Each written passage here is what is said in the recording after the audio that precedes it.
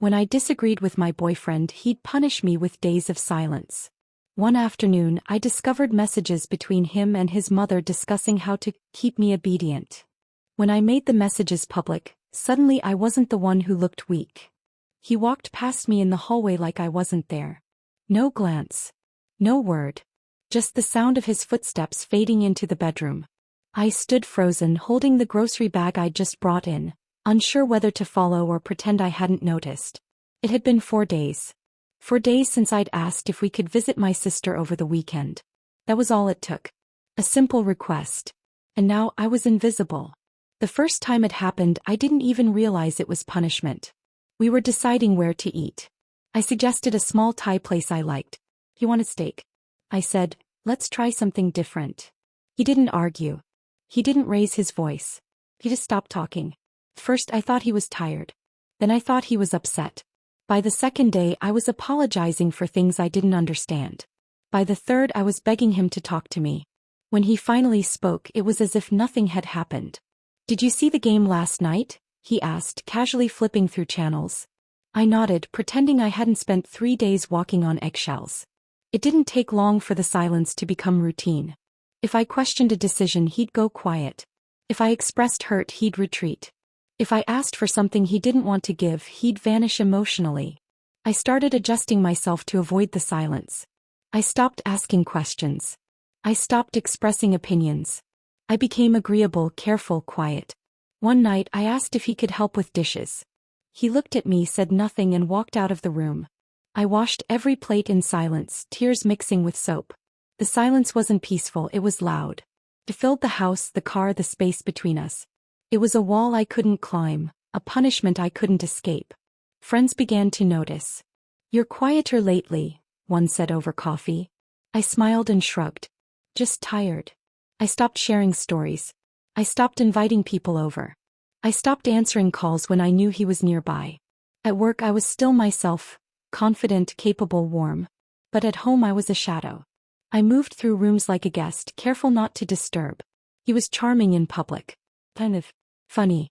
People liked him. They thought we were happy. But they didn't see the way he'd ignore me for days. They didn't hear the silence that followed every disagreement. They didn't know that I had started keeping a mental list of safe topics to avoid being shut out. After each silent stretch, he'd return with a gesture. A coffee from my favorite cafe. A joke about something we'd watched. A compliment on my outfit. But never an apology. Never a conversation. Never acknowledgement. I learned to accept crumbs. I mistook them for care. I convinced myself that he was trying, that he just didn't know how to express himself. One afternoon, after 2 days of silence, he brought home flowers. "Thought you'd like these," he said, placing them on the counter. I smiled. "Thank you." Inside I felt hollow. The flowers didn't erase the silence. They didn't heal the ache of being ignored. But I clung to them anyway, desperate for something that felt like love. It was a Thursday evening. I had made dinner: roasted chicken, mashed potatoes, steamed vegetables. He walked in, glanced at the table, and sat down without a word. 4 days. 4 days since I'd asked if we could visit my sister. 4 days of silence. I served the food, sat across from him, and tried to eat. The clink of silverware was the only sound in the room. Halfway through the meal, I looked up and said, "Are you really not going to speak to me?" He didn't look up. He didn't respond. I stood, walked to the living room, and sat on the couch. I stared at the wall, heart pounding. I hadn't heard my own voice in days. I hadn't laughed. I hadn't cried. I had just existed. That night, I pulled out a notebook and started writing. I wrote everything. Every silent stretch. Every moment of confusion. Every time I had apologized without knowing why. I wrote until my hand cramped. Until the silence around me felt less powerful. And for the first time I realized, I wasn't the problem. I stared at the notebook on my lap, the pages filled with my own words. My own voice finally speaking after days of silence. The house was quiet as always. He was in the shower and I was in the kitchen trying to find a recipe for dinner. I opened his laptop, which he'd left on the counter, intending to search for a simple chicken dish. But before I could type anything, a message popped up in the corner of the screen. It was from his mother. The preview showed just a few words: "She needs to learn her place." I froze. My fingers hovered over the trackpad. I wasn't snooping. I hadn't planned to look. But the message was there, blinking like a warning light. I clicked. The chat window opened, revealing a long thread of messages between him and his mother. My heart began to race. I scrolled slowly, each line more disturbing than the last. They weren't talking about dinner plans or weekend visits. They were talking about me.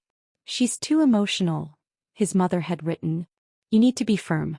Don't let her think she's in control." He replied, "I've been using silence. It works. She folds every time." I blinked, rereading the words. Silence. It wasn't just a reaction. It was a tactic. "She needs structure," she continued. "She's lucky to have you. Don't let her forget that." He responded with a laughing emoji. "She's learning." I felt sick. They had been discussing me like I was a child. Like I was a project. Like I was something to be managed. I kept scrolling. There were weeks of messages. Every time I had felt confused, hurt, or dismissed, there was a message explaining why. "She wanted to visit her sister," he wrote once. I shut it down. "She's been quiet since." His mother replied, "Good. She needs to know who sets the rules." I covered my mouth with my hand, trying to steady my breathing. Another message. "She cried last night. I didn't say a word. She apologized this morning." His mother, "Perfect. That's how you train them." Train. I closed the laptop and sat on the floor.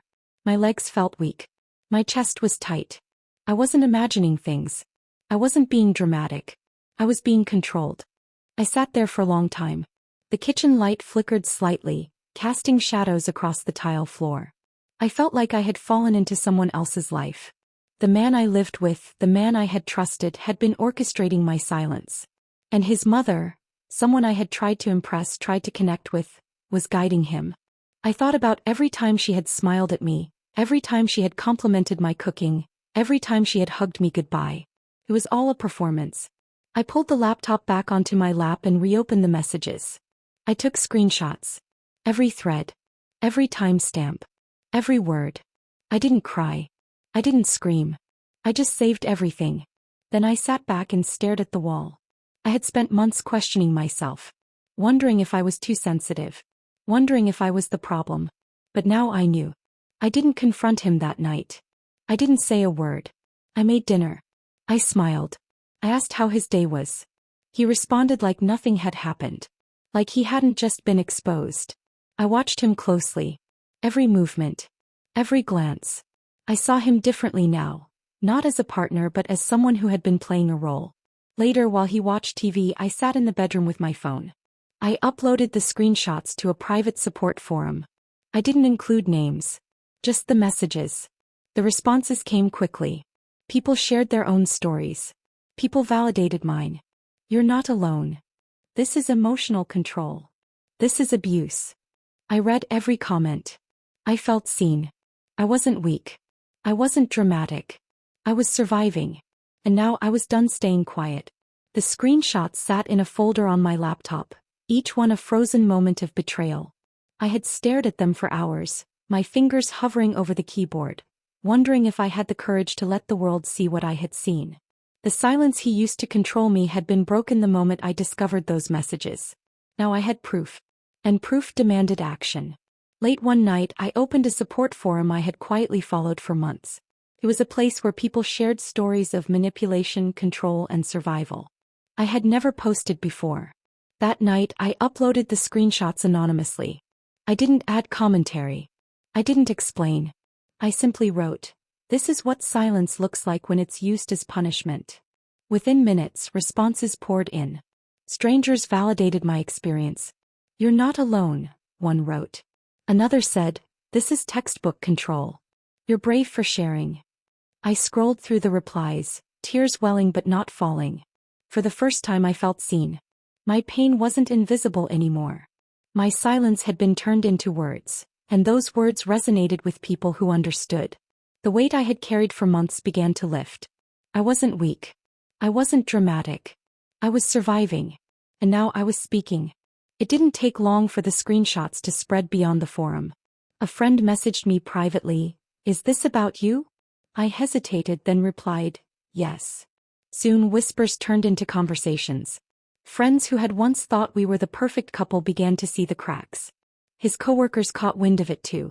The messages were undeniable. Timestamps, tone, and context all pointed to him.